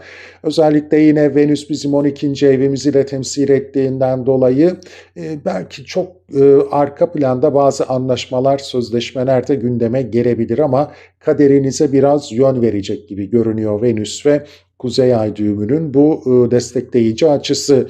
Jüpiter sizin kazanç hanenizde ve yine kariyer alanınızdaki Merkürle bir üçgen açıya sahip olduğundan dolayı da gerçekten mesleki alandan kazançlarınızı artıracak fırsatların önünüze gelme potansiyeli yüksek. Demek ki sizler öncelikle meslekte yükselme, daha bilinir olma konularına odaklanabilirsiniz bu tutulma sürecinde. Burada bir uyanış, hatta belki de gerçekten de bazı konularda uzun zamandır kendinizi özgürleştirmek istediğiniz detaylar varsa o özgürleşmeyi deneyimleyebilir ve yaşayabilirsiniz. Gerçekte uygulamaya çalışabilirsiniz ve bu çalışmalar çerçevesinde de aynı zamanda kariyer alanınızda da güzel destekler gözlemleyebilirsiniz gibi görünüyor sevgili yükselen ikizler burçları. Plüton zaten sizin 9. evinizde ve bu tutulma enerjisiyle her ne kadar uzak duruyor gibi görünse de Mars da bu alanda, yani 9. ev konuları bu tutulma sürecinde sizin için güçlü bir enerji olarak yansıyacak hayatınıza. Burada o arınma enerjisi Plüton'la birlikte de desteklenecek ve kendinizi daha da güçlü hissetmek isteyebileceksiniz. Güçlü bir mücadelede ortaya koyabileceksiniz diyebiliriz sizin açınızdan sevgili yükselen ikizler burçları. Mutlu, huzurlu, sağlıklı bir hafta geçirmeniz dileğiyle. Sevgili yükselen yengeçler ve yengeç burçları, 17 Şubat'ta Kova burcunun 28. derecesinde önemli bir tutulma deneyimliyoruz. Bu tutulma sizin hangi yaşam alanınıza işaret edecek, hangi konularda bu sarsıcı, yenilenme, arınma enerjisini hissedeceksiniz? Detaylara geçeceğim ama öncesinde kanalıma abone değilseniz abone olarak beni desteklerseniz sevinirim. Yorum, soru ve önerilerinizi yorumlar kısmına bırakabilirsiniz. Her zaman yanıtlıyorum biliyorsunuz. Videoyu gerçekten beğeniyorsanız beğen tuşuna basmayı ihmal etmeyin. Hype seçeneğini kullanarak da yine videonun daha geniş kitlelere ulaşmasına destek verebilirsiniz. Herkese şimdiden teşekkürler. Sevgili yükselen yengeçler, 8. evinizde bu etkiyi alıyorsunuz. Korkmayın. 8. evimiz dönüşüm evidir, değişim evidir. O yüzden de burada illa başınıza kötü şeyler gelecek, krizler yaşayacaksınız gibi düşünmemeye odaklanın. Çünkü bu alanda genellikle biraz da yanlış bir bilgilendirme de oluyor. 8. evimiz tabii ki aynı zamanda da alacak, verecek, nafaka, kredi gibi konulara işaret eder. Öte yandan pasif gelirlerimizle alakalıdır. Bir emeklilik maaşı alıyorsak, sosyal bir destek alıyorsak, herhangi bir işten ya da mal varlığından pasif gelirimiz söz konusuysa bunlar da bu alanda değerlendirilebilir. Tabii ki evliysek ya da birisiyle birlikte bir iş yürütüyorsak, ortak kazanç ya da bir mal varlığı paylaşıyorsak bunlarla ilgili de değerlendirilebilir. Yine ortak değer yargılarımızla da ilişkilidir. İşte tüm bu konular çerçevesinde bizler bir tutulma enerjisi hissediyoruz. Tabii ki bu bir güneş tutulması ve bir yeni ay enerjisine sahip. O yüzden bu konular çerçevesinde yeni bir başlangıcı da tetikleyecek gibi görünüyor gökyüzü. Ancak nasıl tetikleyeceği de önemli. Çünkü Uranüs'ün kare açısına sahip. Uranüs 11. evinizde ve bu tutulmayı o açıdan biraz kare açıyla, stresli bir açıyla görüyor. Bu da demek olacak ki özellikle geleceğe yönelik yatırımlarınız, gelecekten beklentileriniz temelinde daha fazla maddi konular temelinde biraz zorlanabilirsiniz. İleriye yönelik bazı yatırımlar yapmışsanız, belki kendinizi garantiye almak açısından, gelecek güvenceleri açısından girişimler yapmışsanız, belki burada bazı beklenmedik olaylarla karşılaşabilirsiniz. Hani ileride değerlenir diye bir mal almış olabilirsiniz, bir yatırım yapmış olabilirsiniz. Bu konularda sürpriz gelişmeler olabilir ve işte o 8. ev konularında da bizi biraz zorlayabilir ama bu Uranüs etkisi bizi biraz da uyandıracak. Aslında belki de bizler bu yaptığımız girişimlerden çok da memnun dahi olmayabiliriz. Üzerimizde bir yük de hissediyor olabiliriz ya da kendimizi bu yaptığımız girişimlerle biraz da yormuş da olabiliriz. Artık biraz hafiflemek, bu yüklerden arınmak da istiyor olabiliriz. Bu etkiyi biz istemesek de gündemimize getirebilir. İşte bir borç ödüyorsanız, bir yerden para alıp orayı inşa etmek durumundaysanız gibi değerlendirilebilir. İşte bu konularda artık sizi biraz rahatlatacak ve yeni bir adım atmanız için de destekleyecek. Güneş zaten sizin kişisel kazanç hanenize işaret ettiği için sevgili yengeçler, burada kazanç, ortak kazançlar ekseninde bir etkiden de bahsedebiliriz. Gündemde kişisel kazançlarınızın ortak kazanç hanesine yansıması gibi de düşünülebilir. Ama dediğim gibi artık bize zarar veren, bizim maddi yönden işte ortak gelirler, ortak giderler, bunlar bize artık bir yük teşkil ediyorsa hayatımızda, burada bazı detaylardan artık kendimizi arındırmanın zamanı geldiğini de düşündürebilir bize Uranüs'ün etkisi. Arınıp aslında bu konuları biraz da yeniden yapılandırma ihtiyacımıza işaret ediyor. Daha önceki yorumlarımda da ben bir ağaç örneğini vermiştim. Bir ağacın kuruyan dallarını budayıp o ağaca yeni bir hayat verme teması var bu tutulmada. O yüzden bu konular temelinde bizler bu şekilde bir yorumlamada da bulunabiliriz hayatımızda. Tutulma haritasının diğer gezegenlerine baktığımız zaman Mars yine 8. evinizde, Plüton bu alanda. Demek ki bizler aslında o arınma, değişme, dönüşme enerjisini çok daha güçlü hissedeceğiz ve bu alanda mücadele edeceğiz bu süreçte. Özellikle kariyeriniz temelinde belki bunu düşünebiliriz. Bir diğer taraftan da yine yeni girişimler yapmak istiyorsak, ki zaten az önce dedim bu tutulma bir yeni girişim enerjisine de sahip, bizi destekliyor. Bizler mücadeleci olacağız bu konularda. Aynı zamanda Venüs ve Kuzey Ay düğümü de kavuşumda. Venüs ve Kuzey Ay düğümünün kavuşumu da yine meslekte ilerleme, kariyer kazançlarıyla ilgili konularda. Bir diğer taraftan da aile, yuva, belki yurt dışına taşınma ya da yurt dışı bağlantılı bazı girişimlerimiz varsa bunlarla ilgili de pozitif bir etkiler getirebilecek, kadersel bazı etkiler getirebilecek hayatımıza. Merkür ve Jüpiter'in üçgen açısı da yine bu 9. ev konularında bizi şanslı kılıyor. Seyahat etmek istiyorsak, yurt dışıyla bağlantılı girişimlerimiz söz konusuysa, bu alanda bazı fırsatlar arıyorsak ve bir diğer taraftan da işte yurt dışında belki iş arıyorsak, kendimizi meslekte geliştirmek istiyorsak, mevkiimizi yükseltmek istiyorsak, terfi tayin gibi konularımız varsa güzel destekleyici etkiler alacağımızı da bu tutulmada söyleyebiliriz sevgili yükselen yengeç burçları.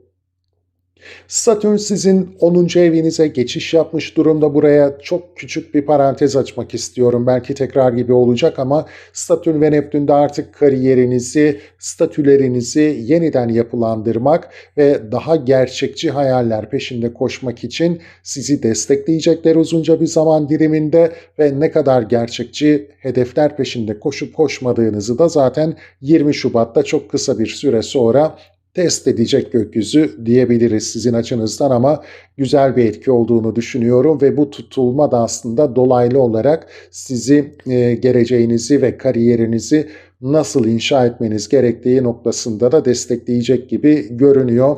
Özel hayat temelinde yeni bir süreç başladığını da söyleyebilirim sizin açınızdan. Belki bu bir evlilik olabilir, uzun süreli bir ilişki de olabilir. Mutlu, huzurlu, sağlıklı bir hafta geçirmeniz dileğiyle. Sevgili yükselen aslanlar ve aslan burçları 17 Şubat'ta Kova burcunun 28. derecesinde önemli bir tutulma, güneş tutulması deneyimliyoruz. Bu tutulmanın bizim için ne ifade edeceği oldukça önemli, bir arınma ifade ediyor, yeni bir başlangıç ifade ediyor. Yine bir yeni ay enerjisine sahip olmasından dolayı. Peki sizler bu etkileri hangi yaşam alanınızda hissedeceksiniz? Detaylara geçmeden önce kanalıma abone değilseniz abone olarak beni desteklerseniz sevinirim. Yine videoyu gerçekten beğeniyorsanız beğen tuşuna basmayı ihmal etmeyin. Yorum, soru ve önerilerinizi yorumlar kısmına bıraktığınız takdirde mutlaka cevap alıyorsunuz biliyorsunuz. Ve Hype seçeneğini kullanarak da videonun daha geniş kitlelere ulaşmasına destek verebilirsiniz. Herkese şimdiden teşekkürler. Sizler bu etkiyi 7. evinizde önemli bir alanda hissediyorsunuz. Tam da karşı hanenizde sevgili yükselen aslan burçları. Demek ki evliliğiniz, ilişkiler, ortaklı işler, birlikte yürüttüğünüz aktiviteler, rekabetli olduğunuz konular ve yasal konular çerçevesinde bir noktada da yine taşınma anlaşma sözleşmeleri de bu alanda görülebilir. Bu konular çerçevesinde bir tutulma enerjisi hissediyoruz. Tutulmalar kırılma noktası olarak yansıyor hayatımıza aslında. Özellikle Uranüs'ten de bir kare açı alması beklenmedik olaylar çerçevesinde hayatımızda bazı kırılma noktaları yaşanma ihtimalini güçlendiriyor. Ancak bunu korkarak değerlendirmek yerine aslında bir uyanış, bir arınma ve kendimizi biraz da özgürleştirme potansiyeline sahip olduğundan dolayı olumlu değerlendirmekte fayda var. Uranüs sizin kariyer alanınızda, toplumsal statü alanınızda ama siz bu etkiyi 7. evinizde hissedeceğinizden dolayı özellikle evlilik ve ilişkilerle ilgili alanda bu etkiyi alacağınızı daha güçlü söyleyebiliriz. Burada ilişkiniz içerisinde birbirinizi ne kadar kısıtladığınız, ne kadar özgür bıraktığınız gündem maddesi olabilir ve bu konular çerçevesinde de diyelim ki bir tartışma gündeme geldi ve ciddi bir tartışma gündeme geldi ama bu tartışma sizi belki de uyandıracaktır. Neyi yanlış yaptığınızı daha net görebilmenizi sağlayacaktır. Hatalarınızdan arınmanızı ve o ilişkiyi yeniden canlandırmanızı da sağlayabilecektir. İşte aslında en doğru bakış açısı bu olabilir bizim için. Çünkü bu tutulmanın ana temalarından bir tanesi de arınmak, yani hatalardan, bizi kısıtlayan, bizi üzen, bize zarar veren yaşam detaylarından kendimizi arındırmak ve o temelleri üstüne yeniden inşalar gerçekleştirmek. İlişkimiz alanında bunu yapabiliyorsak, ilişkimizi kurtarabiliyorsak bizim için çok önemli bir tutulma olacaktır. Hemen ayrılacağız, ilişkimiz sona erecek diye düşünmek yerine nerede hata yapıyorsunuz? O hataları telafi edip edemediğinizi gözden geçiriyorsunuz ve dediğim gibi ilişkinize yeniden bir hayat verme şansını kullanıyorsunuz bu tutulmayla birlikte sevgili yükselen aslan burçları. Baktığımızda Plüton da zaten Kova burcunda, sizin karşı evinizde. Demek ki zaten o arınma enerjisi güçlü bir şekilde vurgulanıyor. Mars yine Kova burcunda, belki agresyon verebilir ama burada mücadele enerjisi olarak, güçlü bir duruş enerjisi olarak bunu kullanırsak da işte ve bu enerjiyi o hatalardan arınmaya kullanırsak bizim için ne kadar faydalı olabileceğini söyleyebilirim. Bütününü görmemiz gerekiyor resmin. İnançlarımızı, değer yargılarımızı biraz sorgulamamız gerekiyor ki bu ilişki için daha sağlıklı bir beyaz sayfa açabilirim sevgili yükselen aslan burçları. Zaten Mars yine sizin 4. evinizi de temsil ettiğinden dolayı mutlaka aile hayatınız, özel hayatınız temelinde önemli gelişmeler gündeme gelecek ama dediğim noktada hareket etmenizde fayda var. Bir dönün bakın nerede hata var. O hataları ayıklayın hayatınızdan ve yeni bir başlangıç yapın mutlaka. Diğer taraftan Venüs Kuzey Ay düğümüyle kavuşumda olacak 8. evinizde, biraz da 8. ev vurgusu var bu haritanın baktığımızda. O yüzden yine kariyerle ilgili problemler, sorunlar, krizler varsa bunları çözme potansiyelimiz de söz konusu olacak. İletişim hataları, anlaşmalar, sözleşmeler, yine ulaşımla ilgili bazı problemlerimiz de varsa bunları da çözebileceğimiz, hatta belki de kadersel bazı olumlu etkiler alabileceğimizi de söyleyebiliriz. Diğer taraftan Merkür ve Jüpiter'in de üçgen açısı yine 8. evimizde bu iletişim hatalarını iyileştirme noktasında bize destek verecek.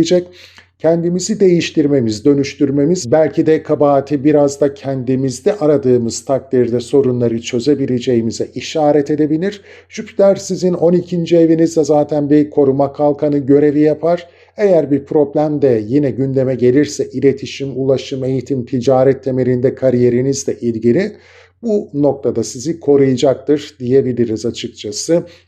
Yeni girişimler yapma noktasında da yine size önünüzü açabilir. Satürn ve Neptün 9. evinizde ilerlemeye başladılar. Buna da değinmeden geçmek istemedim çok kısaca. Satürn hali hazırda bizim yeni yapılanma sürecimize, meslekte belki de kendimizi uzmanlaştırma çabalarımıza önemli bir işaret olarak değerlendirilebilir. Bu tabii ki klasik yöneticisi olduğu için 7. evimizin de rekabetli olduğumuz konularda öne geçmek için ne yapabiliriz? Bizim için odak noktamız olacak. Diğer taraftan da yine ilişkimizi de yeniden yapılandırma ve köklendirme çalışmaları çerçevesinde de nasıl davranmamız gerektiği noktasında yol haritası çizebilecek. O yüzden de ilişkinize inanın, kendinize güvenin, hatalardan kendinizi arındırarak mutlaka yeni bir yapılanmaya doğru ilerleyin derim sevgili yükselen aslan burçları. Mutlu, huzurlu, sağlıklı bir hafta geçirmeniz dileğiyle. Sevgili yükselen Başaklar ve Başak Burçları, 17 Şubat'ta Kova Burcu'nun 28. derecesinde önemli bir güneş tutulması deneyimliyoruz. Aynı zamanda bir yeni ay enerjisinden bahsediyoruz.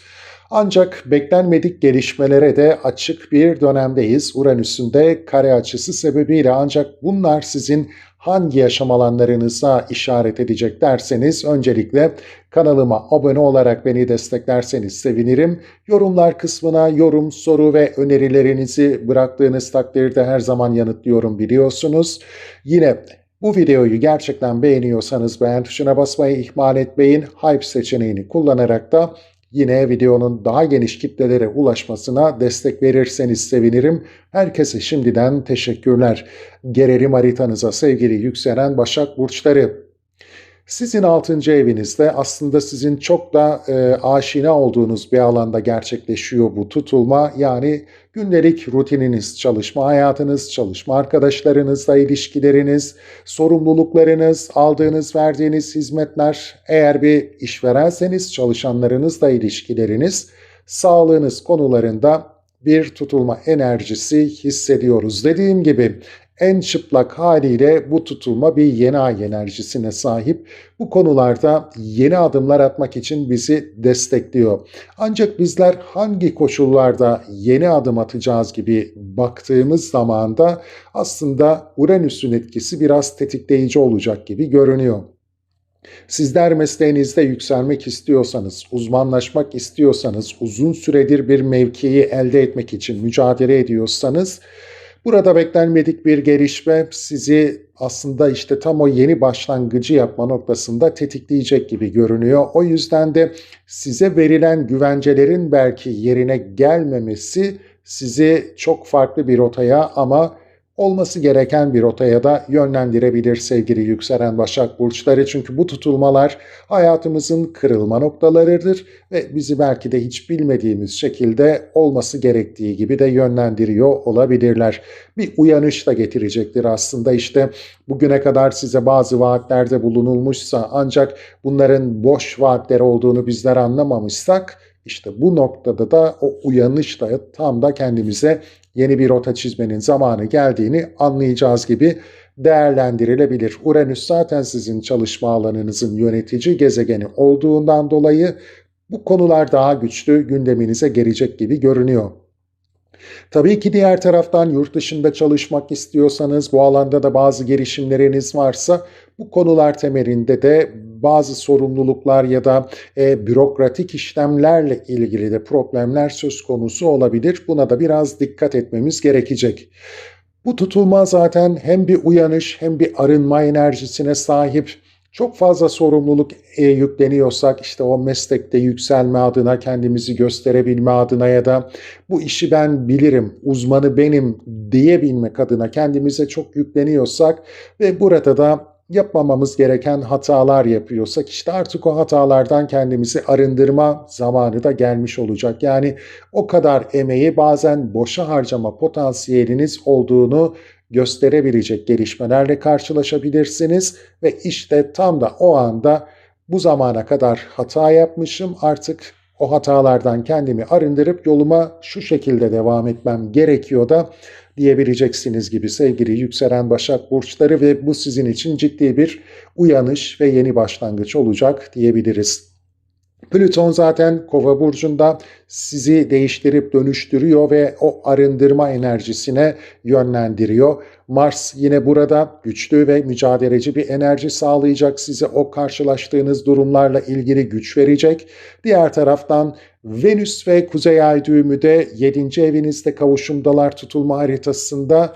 Bu da sizi özellikle evliliğiniz, ilişkiniz, işte yine meslekte yükselme ve maddi konularda iyileştirici bir etki getirebilecek diyebiliriz ama temelde ilişkiniz ve evliliğinizle ilgili konularda da kadersel bazı gelişmeler ama olumlu gelişmeler gündeme gelebilecek diyebiliriz. Çünkü bir diğer taraftan da Merkür ve Jüpiter'in de bir üçgen açısı söz konusu 7 ve 11. ev aksında. Demek ki bizler ilişkimizin, evliliğimizin uzun vadeli projelerini, hedeflerini de çok olumlu yönde değerlendirebileceğiz ve geleceğe yönelik bazı pozitif adımlar da gerçekleştirebileceğiz hayatımızda.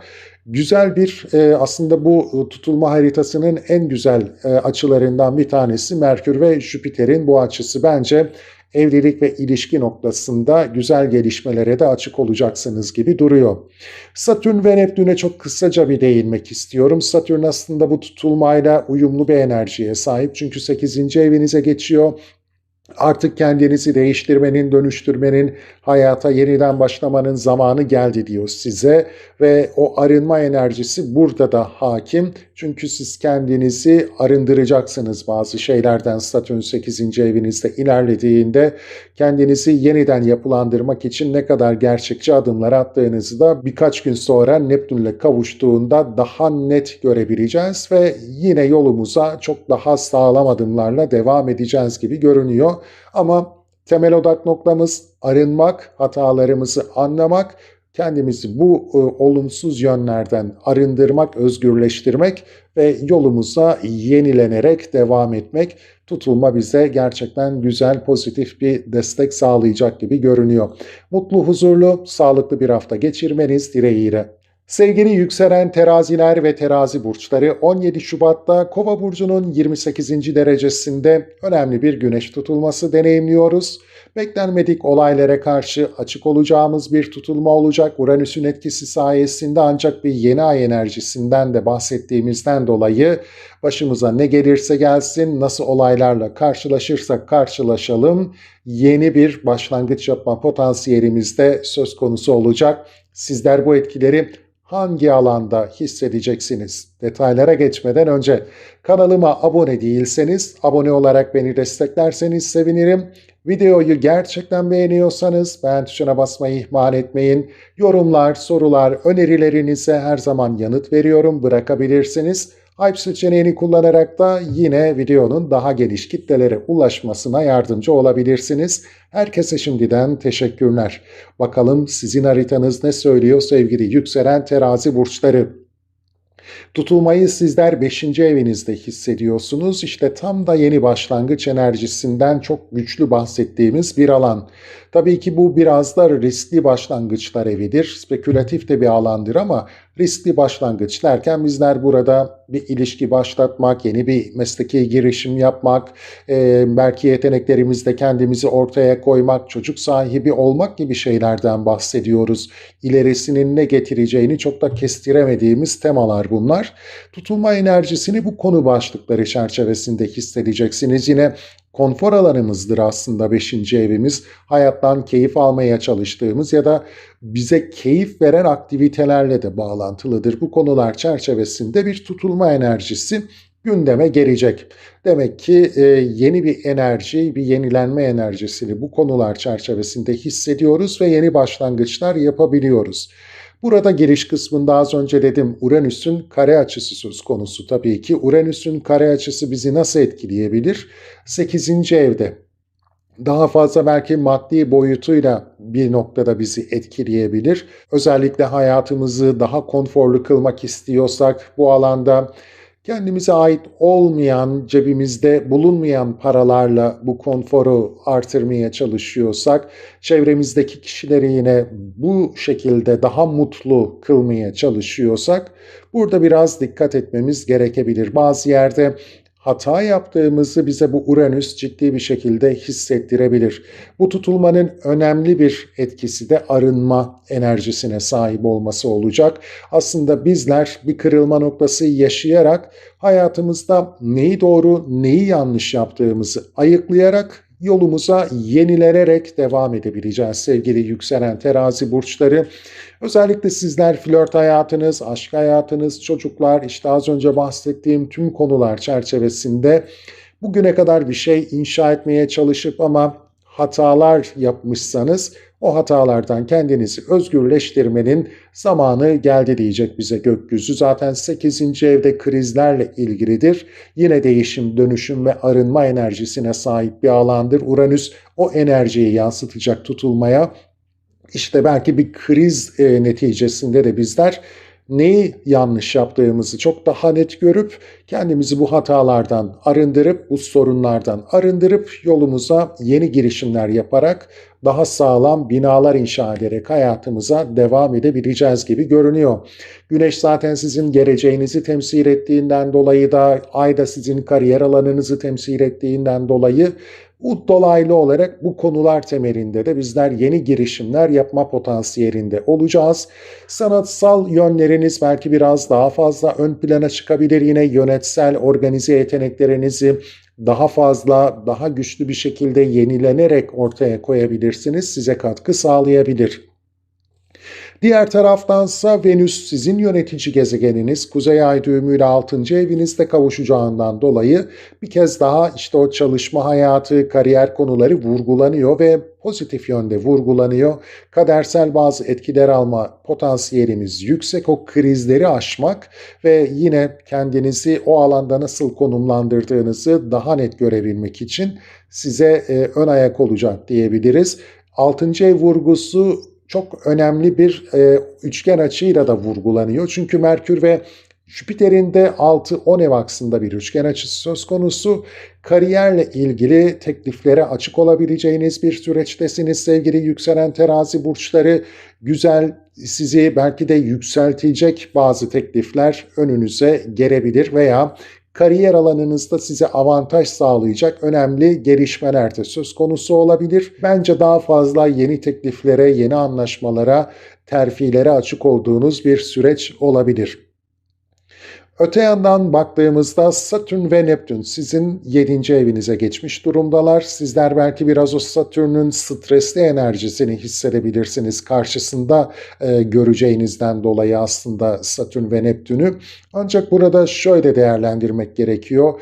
Kısaca değinmiştim geçen videoda ama burada da yeri gelmişken bir de bu tutulma enerjisiyle bağdaştığından dolayı tekrardan küçük bir altını çizmek istiyorum. Satürn bizi arınma enerjisine yönlendiriyor bir noktada ve önümüzdeki süreçte 3 gün sonrasında Neptün'le de kavuşacağından dolayı ne kadar gerçekçi ilişki hayalleri, evlilik hayalleri kuruyoruz. Bu noktada bir sınav vermemizi de destekleyecek. İşte o yüzden sizler geleceğinize, kariyerinize, ilişki hayatınıza, yeni girişimlerinize nasıl yaklaştığınız noktasında ciddi ciddi dikkat etmeniz gereken bir süreçtesiniz. Satürn sizin zaten 4. evinizi temsil ediyor.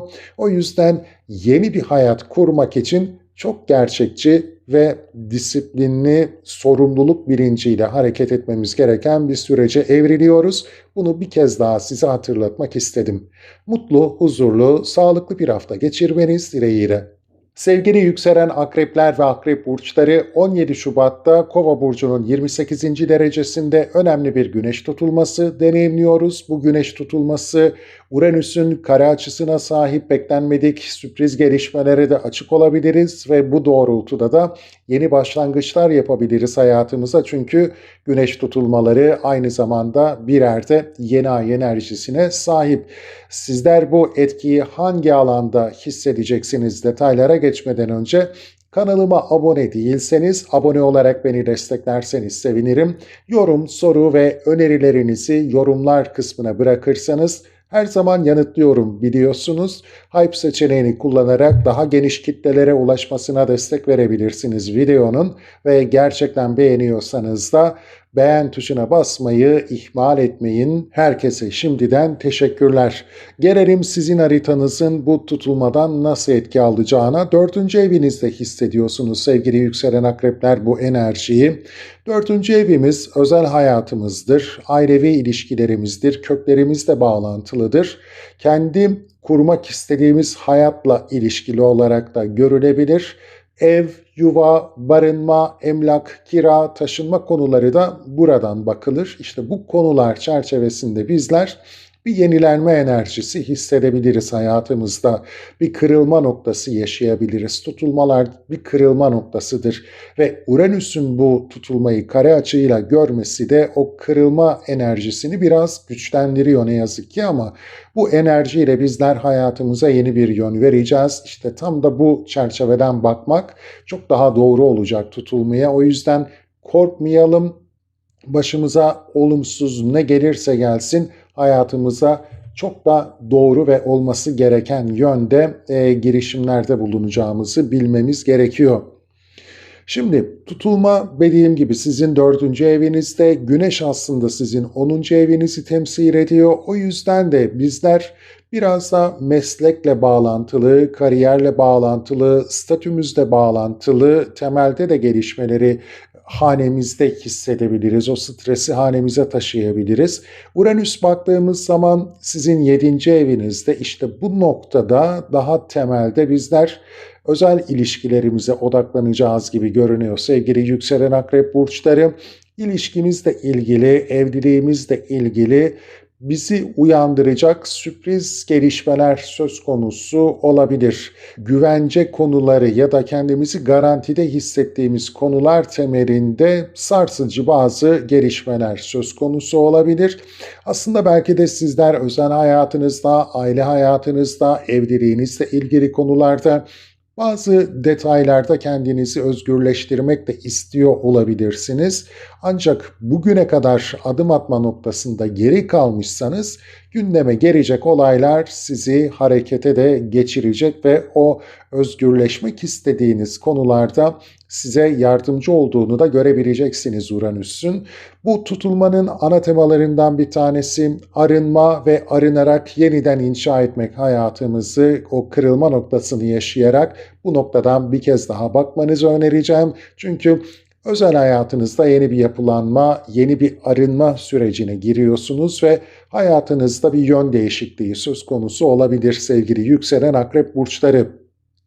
Sizin yönetici gezegeniniz Plüton zaten 4. evinizde. Sizler aslında zaten bu temelde arınma, değişme, dövüşme enerjisini uzunca bir süredir hissediyorsunuz. Tutulma da bu alanda Plüton'un enerjisiyle harmanlanıyor ve kaldı ki sizin klasik yöneticiniz Mars da 4. evinizde. Demek ki bu konular temelinde güçlü bir enerji hissediyoruz sevgili yükselen akrep burçları. Özel hayatınızın sorumluluklarıyla ilgili yüzleştiğiniz, dediğim gibi problemlerden ya da artık size iyi gelmeyen unsurlardan kendinizi arındırdığınız ve bu konulara yeni bir yol çizdiğiniz, yeni bir yol haritası çizdiğiniz önemli bir süreç gibi değerlendirilebilir tutulma süreci.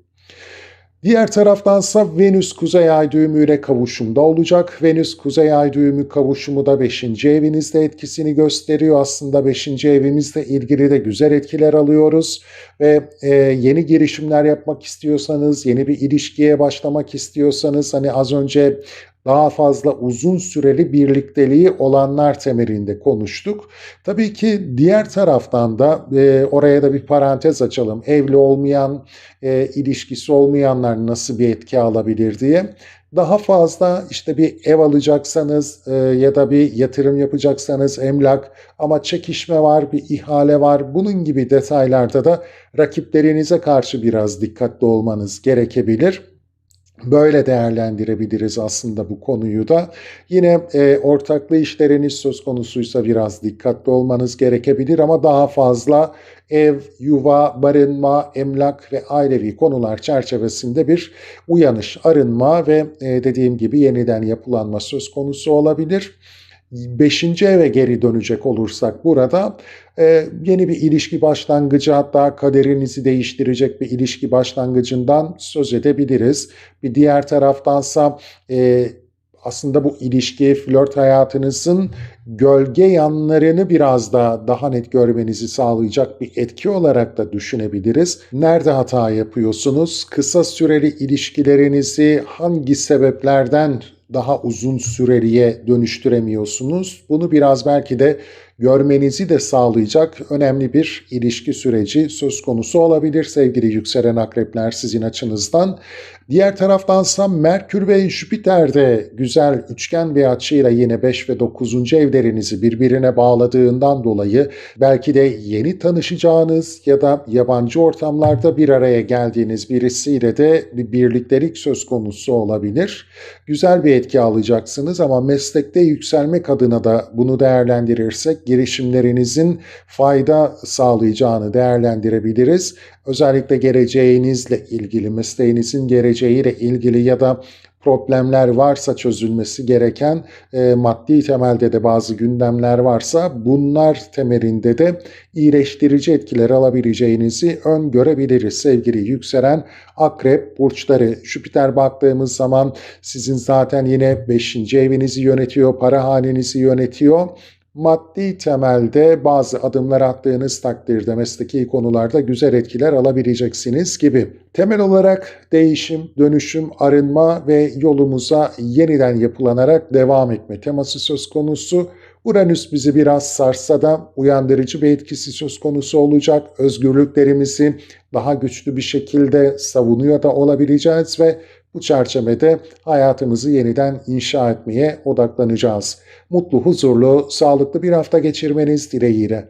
Sevgili yükselen yaylar ve yay burçları 17 Şubat'ta Kova burcunun 28. derecesinde önemli bir güneş tutulması deneyimliyoruz. 28. derecesinde kritik bir noktada. Diğer taraftan Uranüs'ün kare açısı söz konusu.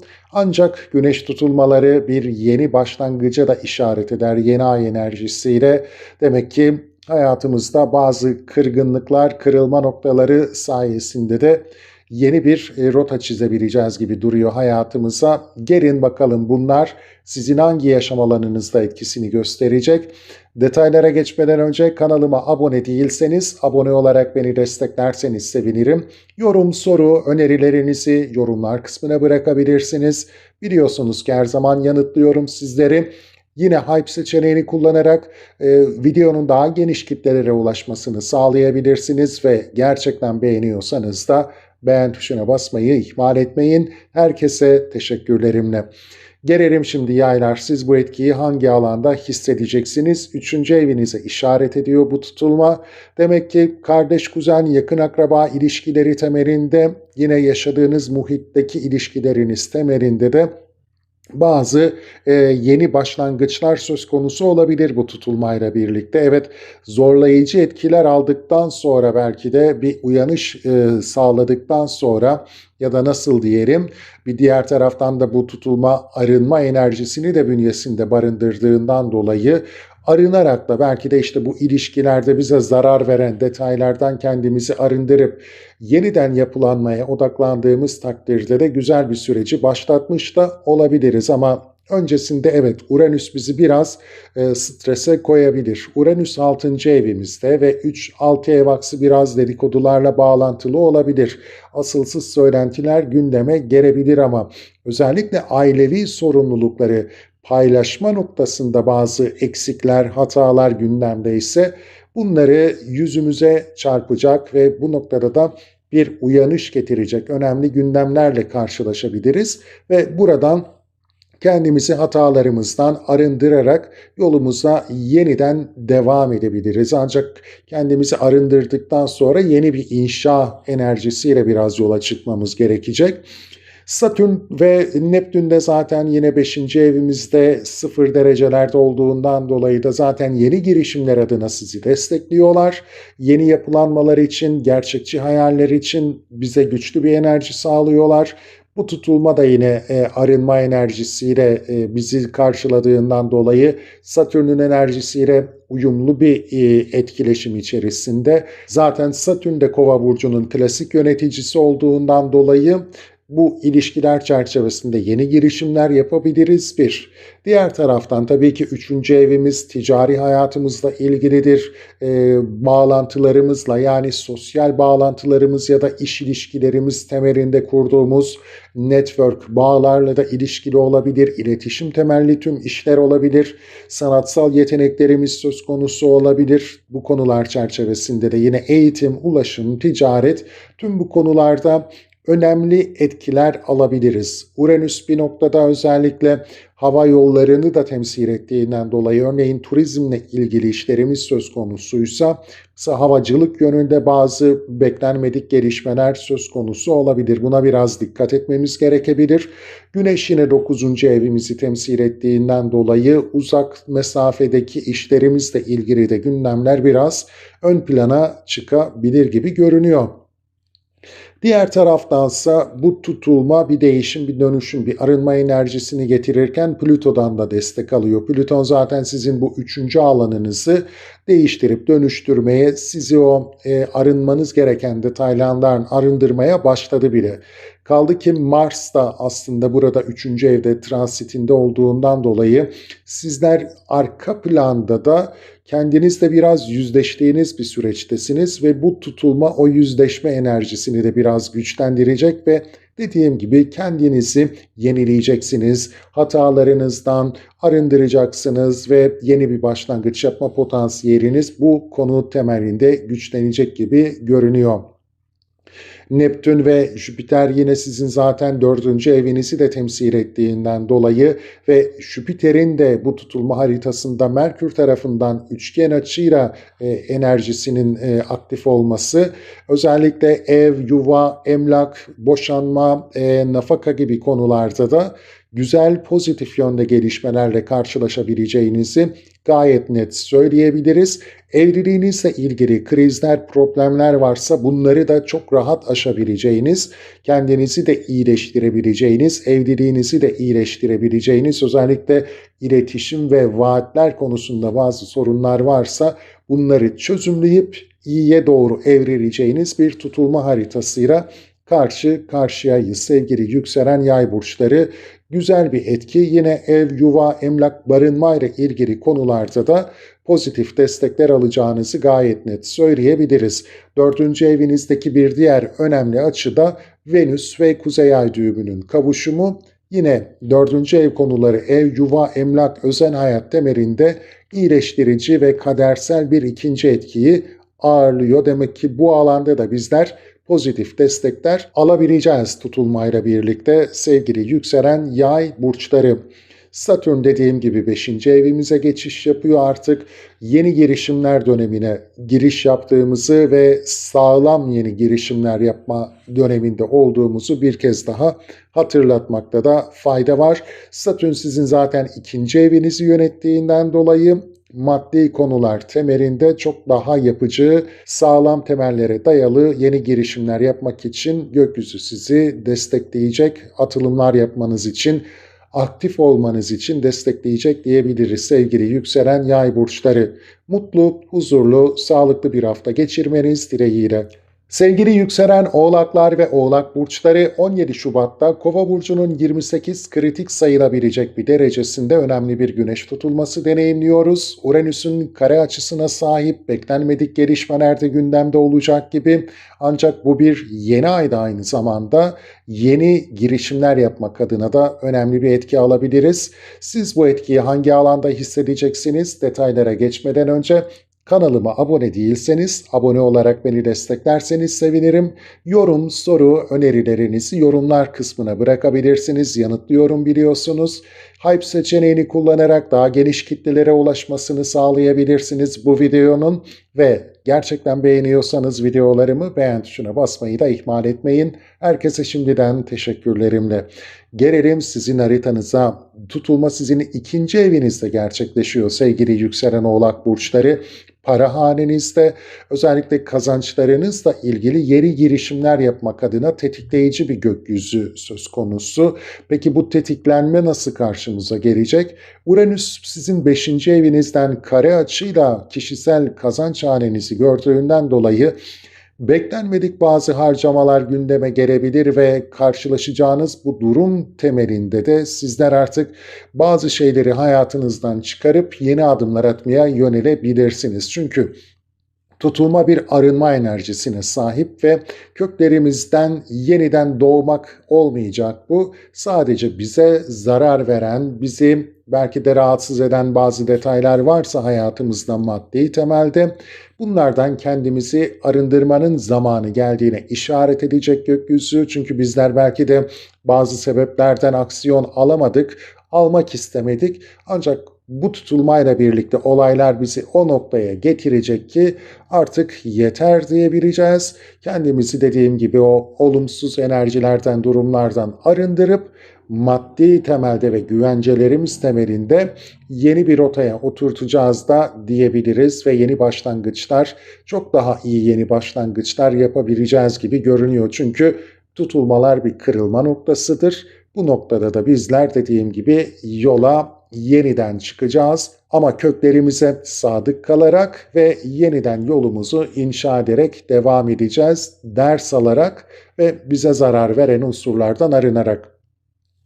Tabii ki ikinci evimiz mal varlıklarıyla da ilgilidir. Mal varlıkları temelinde de beklenmedik bazı gelişmeler söz konusu olabilir.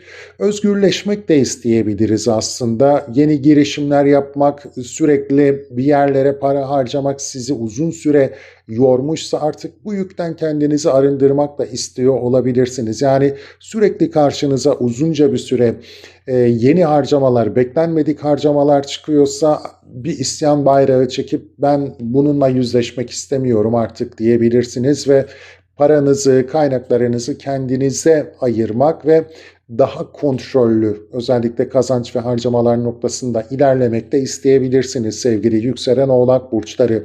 Güneş de zaten sizin 8. evinizi temsil ettiğinden dolayı özellikle işte ortak kazançlar, ortak mal varlıkları temelinde gündemlerinizde varsa ya da ortak değerler noktasında da bazı problemler varsa işte bu noktada da tutulma enerjisini hissedebilir ve dediğim gibi kendinize yeni bir rota çizebilirsiniz hayatınızda. İkinci ev vurgusu biraz güçlü çünkü Plüton zaten sizin ikinci evinizde seyrine devam ediyor. Parayla ilişkiniz, maddi güvenceleriniz, mal varlıklarınızla ilişkileriniz noktasında bir değişim, dönüşüm, bir arınma sürecini zaten başlattı. Ve bu tutulma da o süreci biraz hızlandıracak gibi. Mars da zaten bu alanda. Özellikle geleceğe yönelik yatırımlarınız, maddi kaynaklarınızı, geleceğinizi güvence altına alma noktasında daha verimli kullanabileceğiniz ve bunun için mücadele edeceğiniz bir sürece işaret ediyor. Diğer taraftansa 3. evimizde de güzel etkilerden bahsedebiliriz. Venüs ve Kuzey Ay düğümü burada kavuşumda, demek ki bizler kardeş, kuzen, yakın akraba ilişkilerimiz noktasında kadersel bazı iyileşmeler gözlemleyebiliriz. Yine evliliğimiz, ilişkimiz, ortaklı işlerimiz söz konusuysa ve ticari girişimler, ortak paylaşımlar söz konusuysa da ya da işte kardeşlerimizle, akrabalarımızla bir iş ortaklığımız da varsa Bu konular çerçevesinde de güzel anlaşma, uzlaşma, belki değerlerimizi birleştirme konuları ön planda olacaktır ve birbirimizi çok daha iyi anlayabileceğimiz, daha karlı bir sürece geçebileceğimiz avantajlarla da karşılaşabiliriz. Güzel, oldukça destekleyici etkiler söz konusu 3. ev konularımız temelinde. Satürn sizin yönetici gezegeniniz. Buna da bir kısaca yine değinmek istiyorum. 4. evimizde artık bizler ev, yuva, barınma, emlak gibi konulara çok daha gerçekçi ve köklü çözümler getirebileceğimiz, yine bu konularda da Satürn bizi arındıracak diyebiliriz. Çünkü Koç burcunda ilerliyor, yeni bir süreç başlatıyor. O yüzden eskileri de geride bırakmamız gerekiyor. İşte bu tutulma da ona işaret ediyor. Artık eskiyen, bize faydası olmayan bazı şeyleri yıkıp yeniden inşa etmek zamanı. Özel hayatınız temelinde bunu düşünebilirsiniz. Ev, yuva, emlak, barınma konuları temelinde düşünebilirsiniz. Yenileneceğiniz, hayatınızı yeniden inşa edeceğiniz bir dönem başladı. Kısa bir süre sonra ne kadar gerçekçi yaklaştığınız noktasında Satürn ve Neptün sizi bir sınava tabi tutabilir, gerçeklik sınavına. Sonrasında da artık yolumuza güçlü bir şekilde devam edebileceğiz gibi görünüyor sevgili yükselen Oğlak burçları.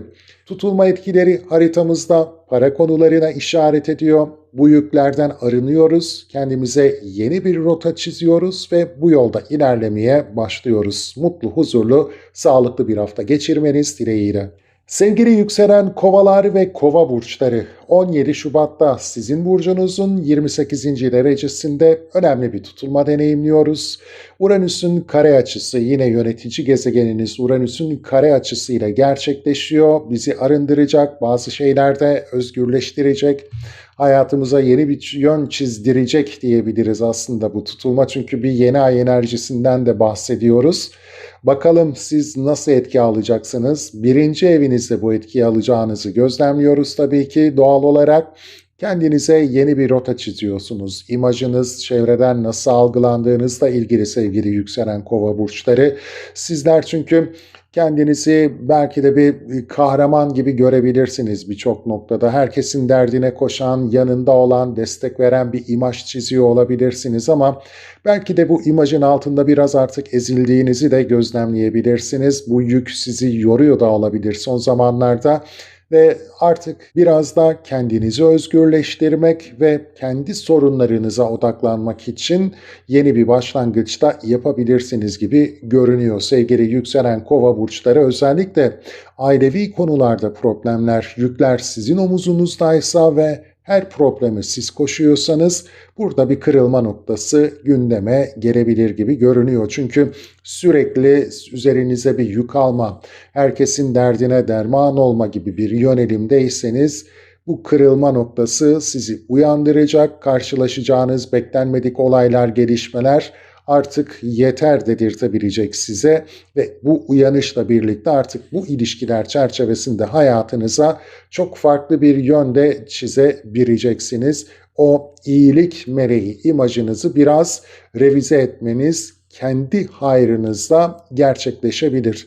Çünkü iyi niyetinizin suistimal edildiğini de gözlemleme şansınız olabilir ve artık bu sizin için de bir kesin uyanış olarak değerlendirilmeli ve dediğim gibi nasıl bir imajınız varsa çevrenize karşı onu güncellemenin zamanı geldiğini gözlemleyebileceksiniz. İlişkilerinizle ilgili yine önemli bir etki hissedebilirsiniz. Evliliğiniz, ilişkinizle ilgili de yine, çünkü Uranüs de 4. evinizde bulunduğundan dolayı evlilik, özel hayat, yine ev, yuva, emlak gibi konularda da önemli gelişmeler söz konusu olabilir.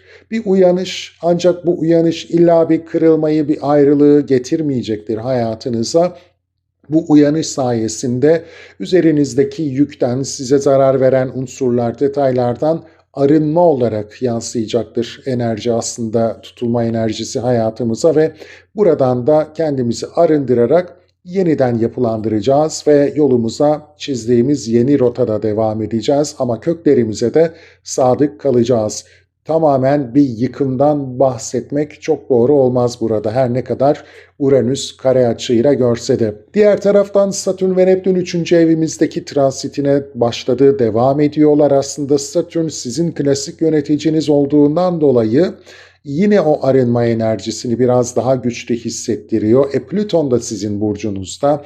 Siz demek ki zaten bir değişim dönüşüm sürecini çok güçlü hissedeceksiniz. Arınma zamanı, yine işte o yakın akraba ilişkileri noktasında da arınmamız gereken detaylar varsa, ki Kiron'da Koç burcunda bizi üzen, kronikleşen bazı problemlerimiz varsa bunları iyileştirme ve kendimizi özgürleştirme zamanı geldi. Bu ilişkileri yeniden inşa etme zamanı geldi diyor bize gökyüzü.